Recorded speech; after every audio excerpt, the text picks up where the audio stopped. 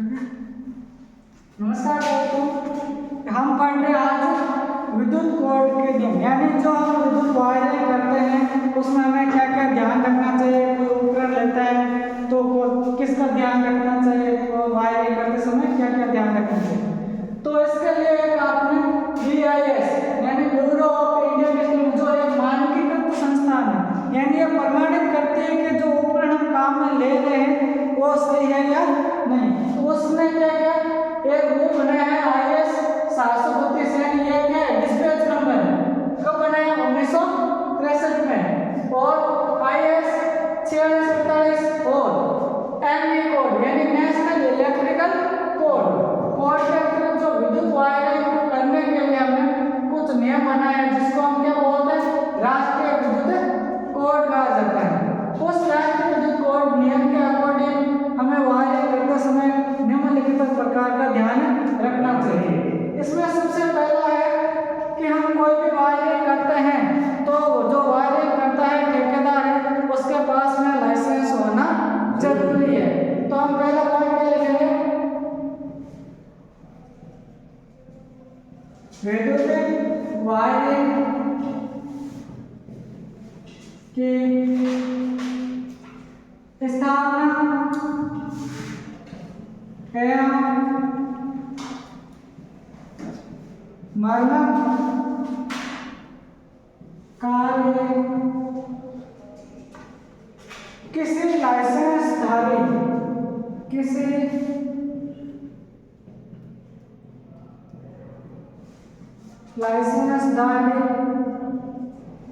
ठेकेदार से ही करवाना चाहिए, करवाना चाहिए। यानी हमें विद्युत की वायरिंग करनी है तो हम किसके पास करेंगे, ठेकेदार, यानी जो ठेकेदार से करेंगे उसके पास में क्या होना चाहिए, लाइसेंस होना चाहिए।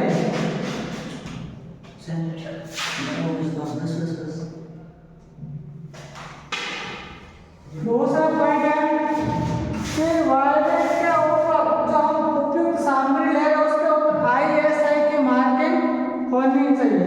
तो दूसरा क्या करेंगे, विद्युत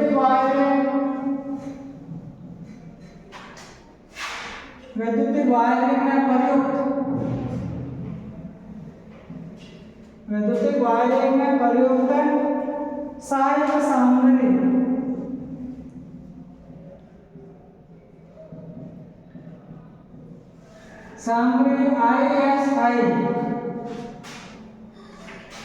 ISI से क्या होनी चाहिए, मार्किंग यानी से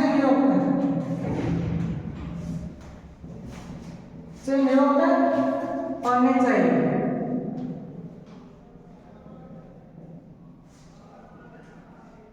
यानी हम कोई स्विच खरीद रहे हैं या सॉकेट खरीद रहे हैं तो उसके ऊपर मार्किंग क्या होनी चाहिए, ISI मार्किंग होनी चाहिए। ये सर तो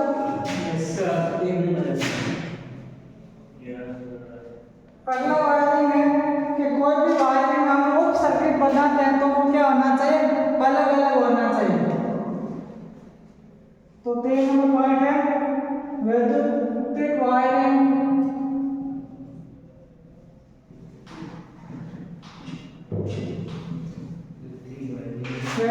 वायरिंग को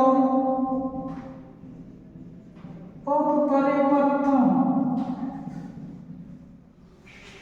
में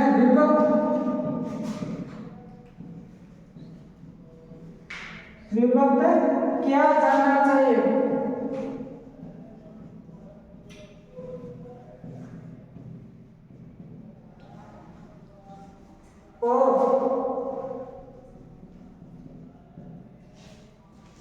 और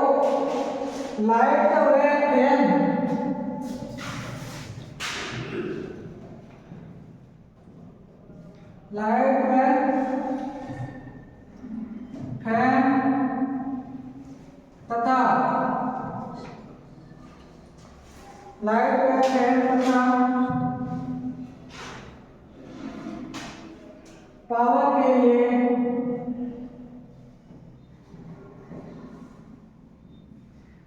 लिए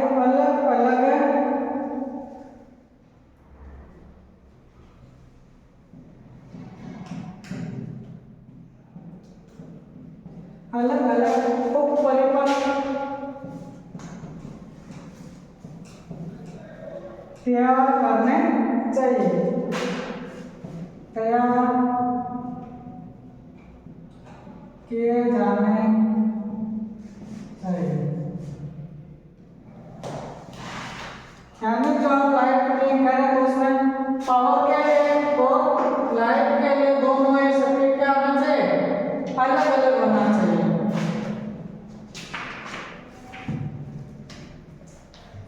अगला है लाइट और फैन में अधिकतम कितने पॉइंट ले सकते हैं। लाइट में अधिकतम 10 पॉइंट ले सकते हैं और पावर में अधिकतम 2 पॉइंट ले सकते हैं।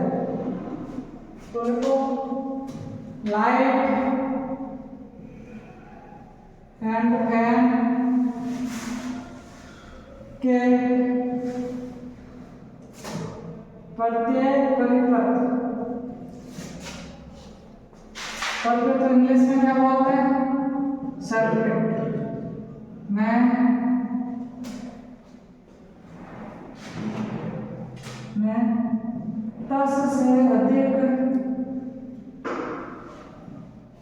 10 से अधिक और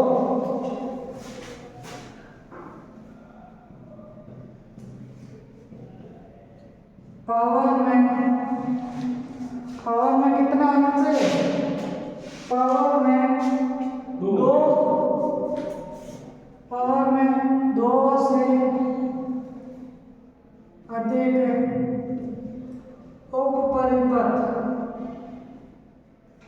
उप परिपथ नहीं होने चाहिए।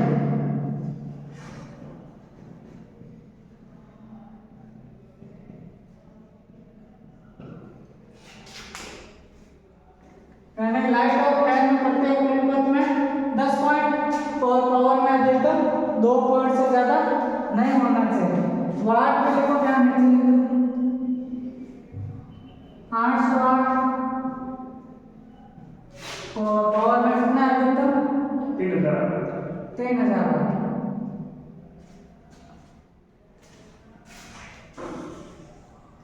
अगला पॉइंट है कि प्रत्येक उप परिपथ में लोड की क्षमता गणना करनी है, यानी लोड कौन सा होना चाहिए।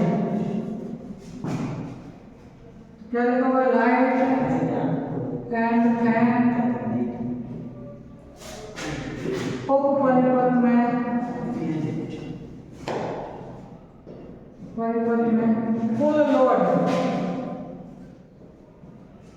कुल लोड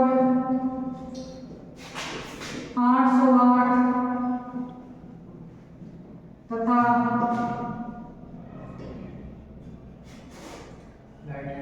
पावर उप परिपथ में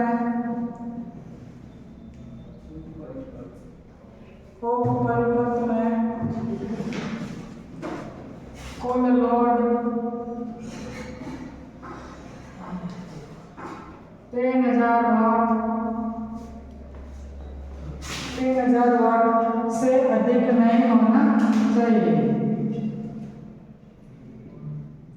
अधिक नहीं होना चाहिए।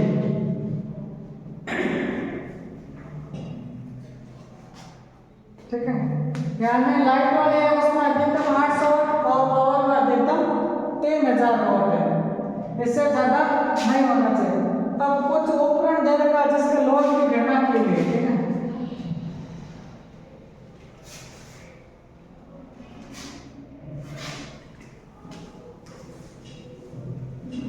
विद्युत उपकरण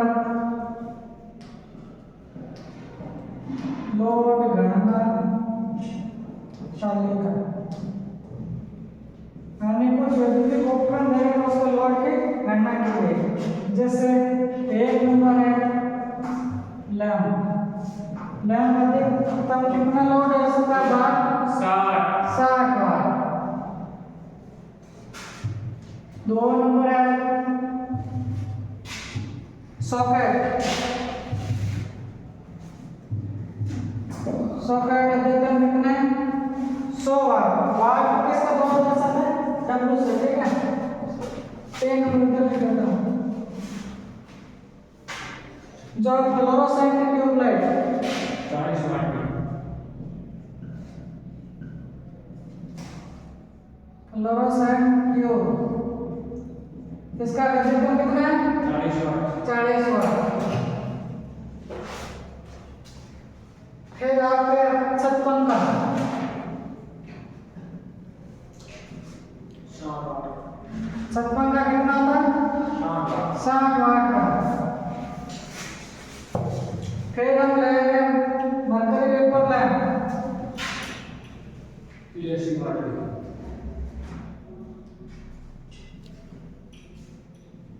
मरकरी वेपर लैंप कितने की है 80 वाट के। और उसके बाद हम लेंगे जो क्या है पावर प्लग, पावर प्लग 1000 वाट। यानी पावर के लिए पावर सॉकेट, पावर सॉकेट इसके लोड कितना होता है 1000 वाट। ये आपके लोड की गणना की सारणी।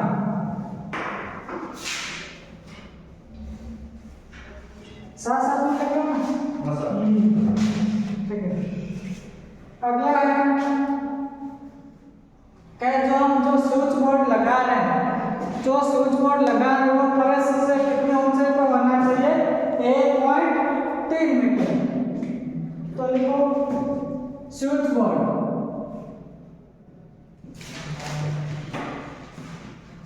स्विच बोर्ड फर्श से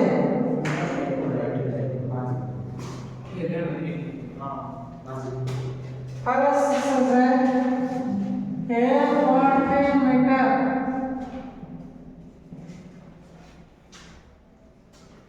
1.3 मीटर ऊंचाई पर होना चाहिए। और प्रवेश कक्ष में प्रवेश द्वार के बाईं ओर, और कक्ष में प्रवेश द्वार के बाईं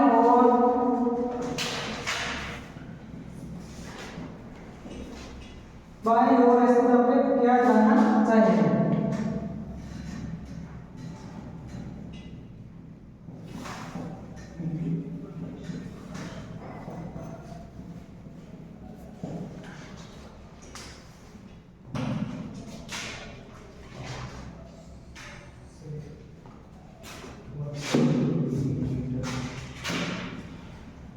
अगला नियम क्या है कि हम लैंप वगैरह लगा रहे हैं, बाथरूम में लगा रहे हैं, घर के बाहर जो लगा रहे हैं लैंप, वो जो स्विच सॉकेट हो क्या होना चाहिए वाटरप्रूफ होना चाहिए। तो उसमें लिखो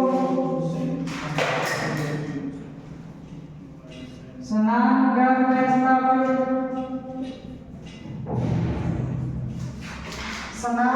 स्थापित लैंप स्विच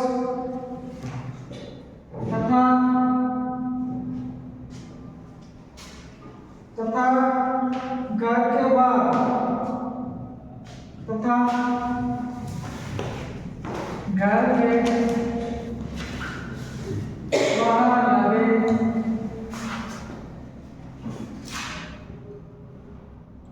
लैंप स्विच आदि पूर्णतः क्या होना चाहिए जल रोधी वाटरप्रूफ होना चाहिए, जल रोधी होना चाहिए।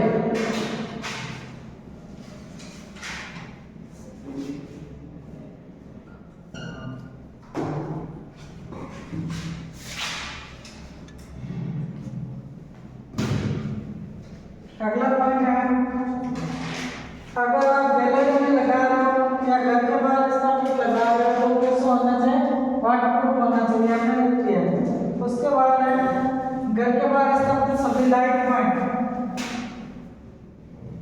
घर के बाहर स्थापित सभी लाइट पॉइंट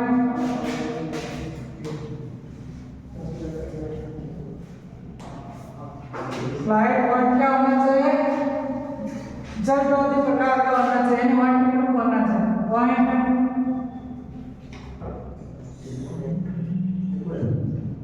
जलरोधी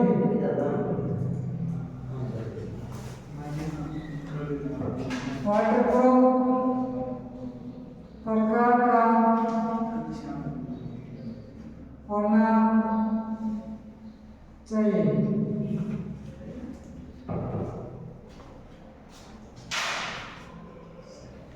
अगला पॉइंट ये भैया सॉकेट वगैरह लगाते हैं, पेन लगाते तो पेन में क्या होना चाहिए? अर्थिंग वाला होना चाहिए। तो उसमें क्या लिखेंगे? सॉकेट सामान्यतः 3 पिन वाला लगाना चाहिए। सॉकेट सामान्यतः 3 पिन वाला स्थापित किया जाना चाहिए।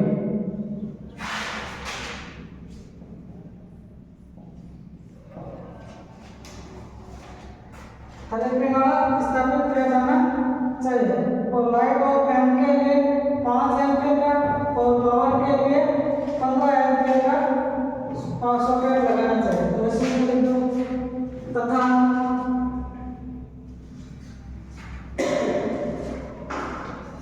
लाइट फैन के लिए 5 एम्पीयर तथा पावर के लिए 15 एम्पीयर 240 वोल्ट वाला सॉकेट वोल्ट रेटिंग वाला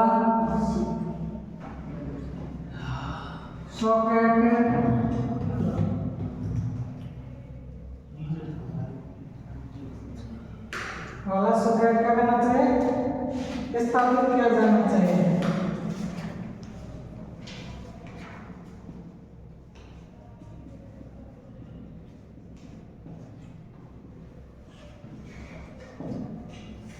और जो स्विच बोर्ड में लगाएंगे तो स्विच बोर्ड फिर से कितना ऊंचाई पे लगाएंगे? 1.3 मीटर। अब अगला पॉइंट लिखना है जो हम छत पंखा लगाए वो फर्श से कितनी हाइट पे होना चाहिए? 2.4 से और अधिकतम 3 मीटर होना चाहिए।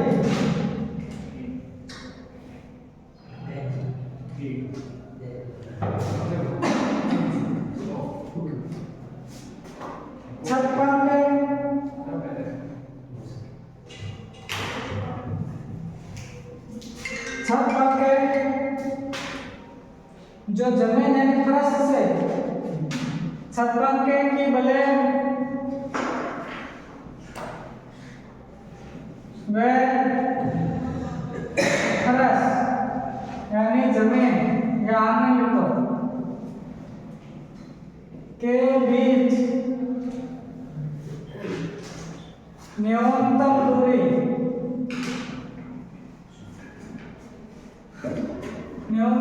कितना चाहिए? 2.4 मीटर तथा अधिकतम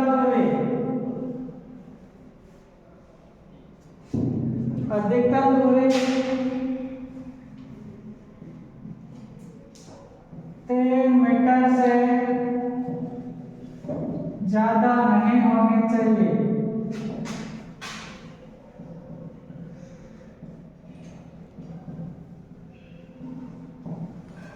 ठीक है, जैसे छत पंखा लगा तो उसकी कम से कम 2.4 मीटर और ज्यादा से ज्यादा 3 मीटर दूरी से ज्यादा नहीं होना चाहिए।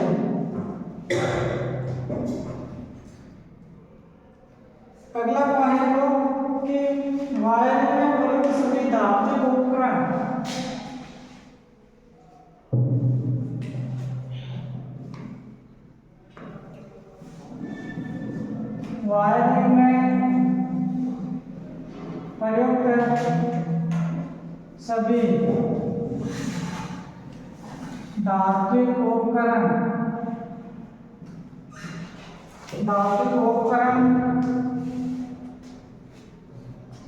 का आवरण समझ रहे हो? पर्दा बॉडी बॉडी आवश्यक रूप से अर्थ किया जाना चाहिए। आवश्यक रूप से अर्थ किए जाने चाहिए।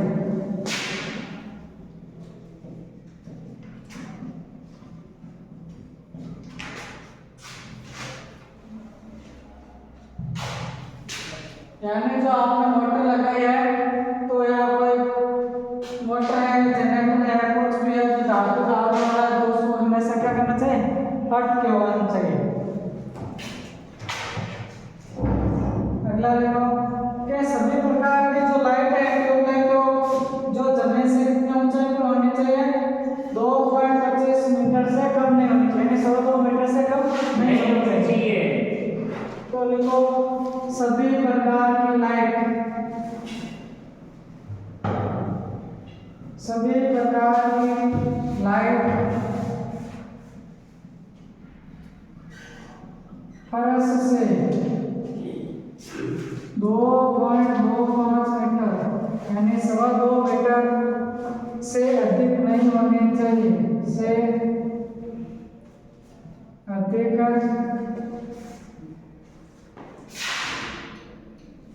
अधिक है तो से कम नहीं होनी चाहिए, से कम नहीं होनी चाहिए।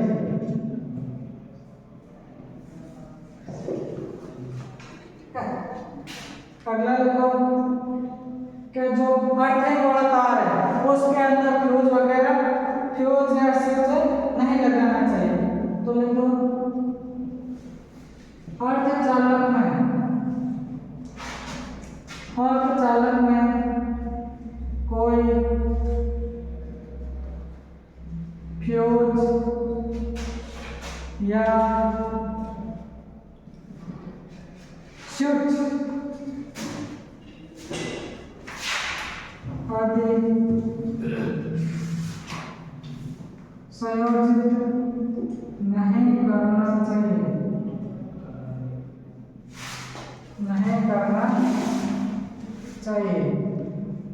यानी अर्थिंग वाला तार है उसके अंदर न तो स्विच लगाना चाहिए न ही कोई फ्यूज लगाना चाहिए।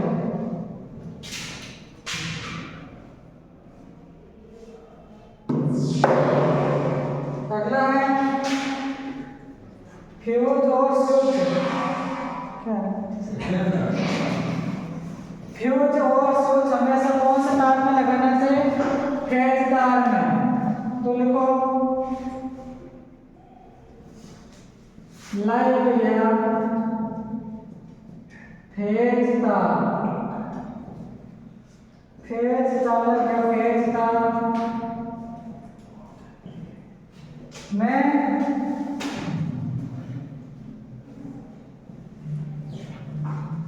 फ्यूज व स्विच एवं नियंत्रक उपकरण यानी एवं कंट्रोल यानी जो कंट्रोल करने वाली स्विच वगैरह है उसको क्या बोलते हैं? युक्ति डिवाइस, कंट्रोल डिवाइस। स्विच एवं नियंत्रण युक्तियां, नियंत्रण आदि फेज तार के अंदर ही लगाना चाहिए।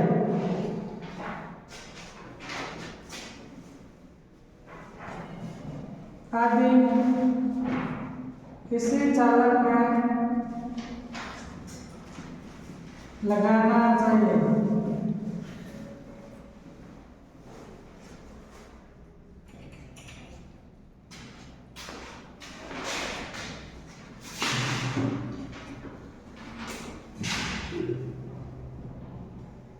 अगला है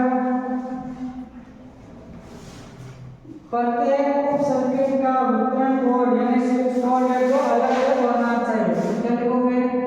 प्रत्येक उप परिपथ का वितरण बोर्ड, प्रत्येक उप परिपथ का वितरण बोर्ड अलग अलग होना चाहिए।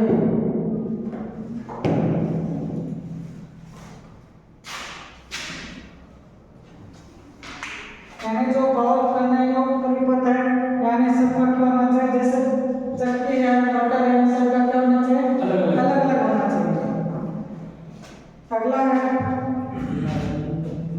थ्री फेज ऐसी लाइन में, थ्री फेज ऐसी लाइन में प्रत्येक चालक यानी प्रत्येक फेज में लोड क्या होना चाहिए?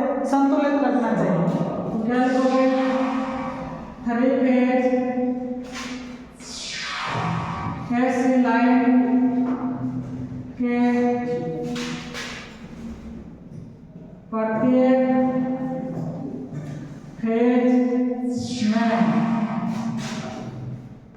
फेज में लोड क्या होना चाहिए? प्रत्येक फेज पर लोड संतुलित होना चाहिए।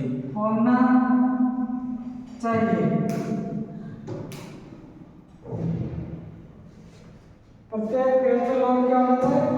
संतुलित होना चाहिए।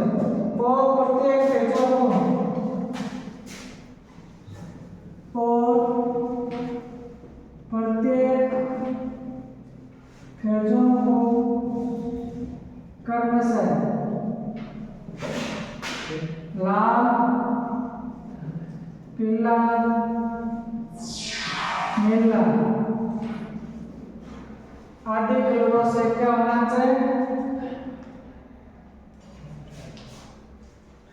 आदि के द्वारा क्या होना चाहिए? चिन्हित होना चाहिए, मार्किंग होना चाहिए। आदि द्वारा बंद कर दो इसको। क्या हुआ? होना चाहिए।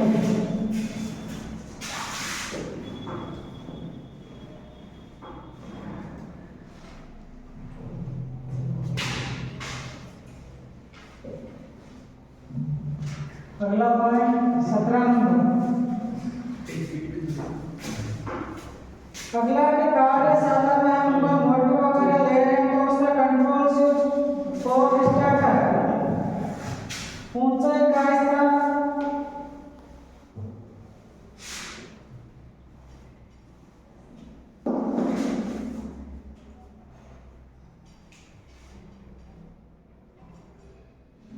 लिखोगे कार्यशाला में मशीन या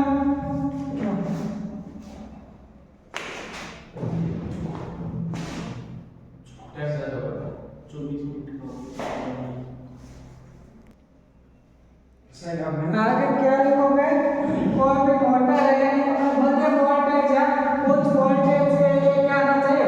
दोहरी अर्थिंग की होनी चाहिए। तो क्या लिखोगे? मध्यम या उच्च वोल्टेज, यानी मध्यम कितना लिखोगे? 650 व उच्च वोल्टेज 11,000 वोल्ट वाले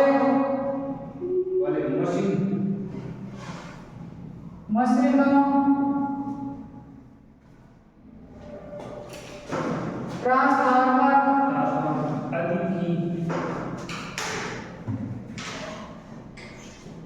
आदि की दोहरी अर्थिंग की जानी चाहिए। दोहरी अर्थिंग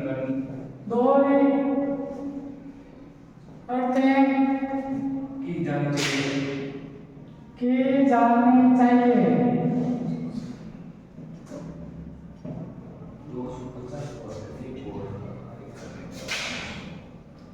अगला क्या है 250 वोल्ट 250 वोल्ट से अधिक कार्य करने वाली मशीनों पर यह मशीनों के स्विच बोर्ड पर खतरे का निशान वाली प्लेट लगानी चाहिए।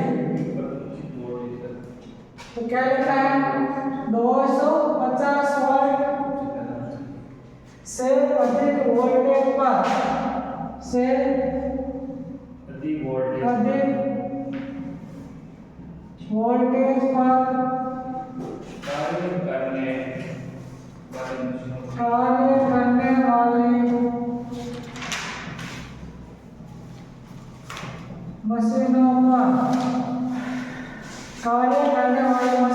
पर व स्विच बोर्ड पर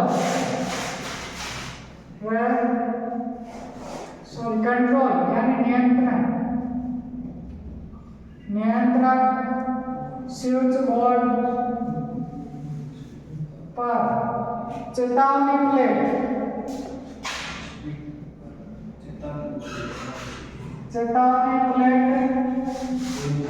अंकित की होनी चाहिए। चेतावनी प्लेट आवश्यक रूप से लगाया जाना चाहिए। रूप से लगानी चाहिए।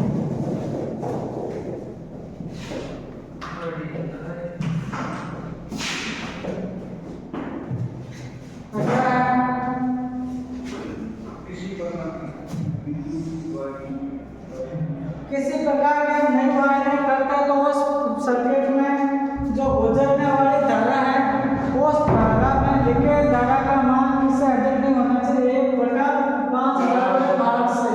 तो क्या लिखोगे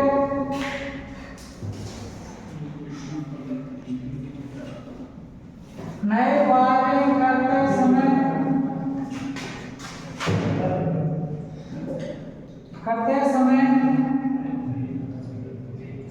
लीकेज धारा का मान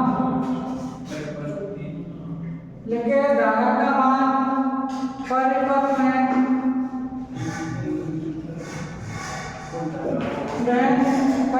में बहने वाली कुल धारा के 1/5000 भाग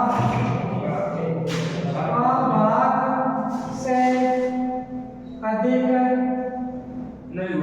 नहीं होनी चाहिए।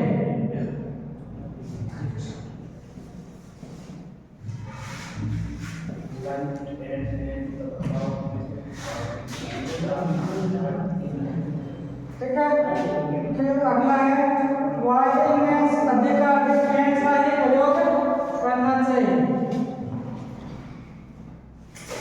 वायरिंग में अधिकाधिक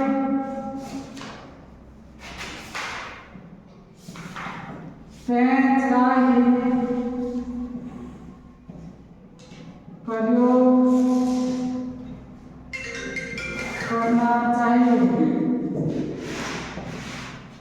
वायरिंग करते समय सर्वाधिक इसका कैसा उपयोग करना चाहिए फैंस का ही प्रयोग करना चाहिए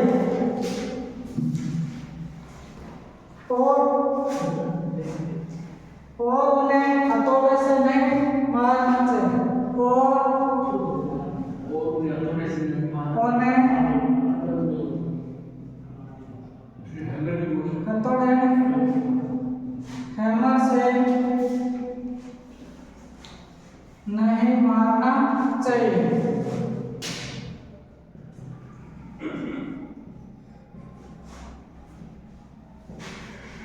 आगे वायरिंग करने से पहले उनका लेआउट यानी वायरिंग करने से पहले उसका लेआउट डायग्राम बना लेना चाहिए। वायरिंग करने से पहले उनका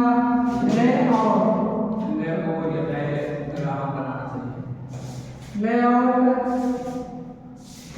डायग्राम बना लेना चाहिए।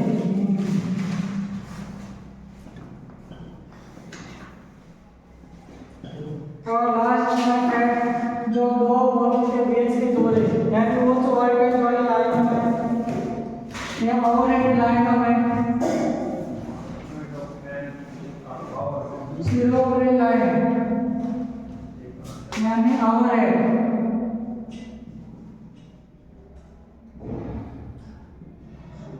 ओवरहेड लाइनों में दो पोलों के बीच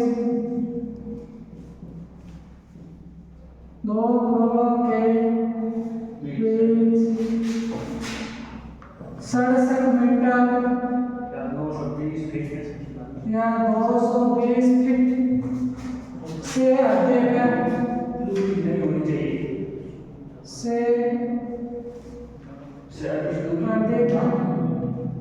दूरी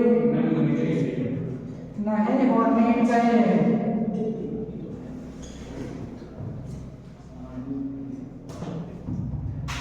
तो ये हमारे क्या हो गए जो भारतीय विद्युत नियम 2011 से संबंधित जो वायरिंग करते समय इन नियमों का क्या करना चाहिए, पालना करनी चाहिए। और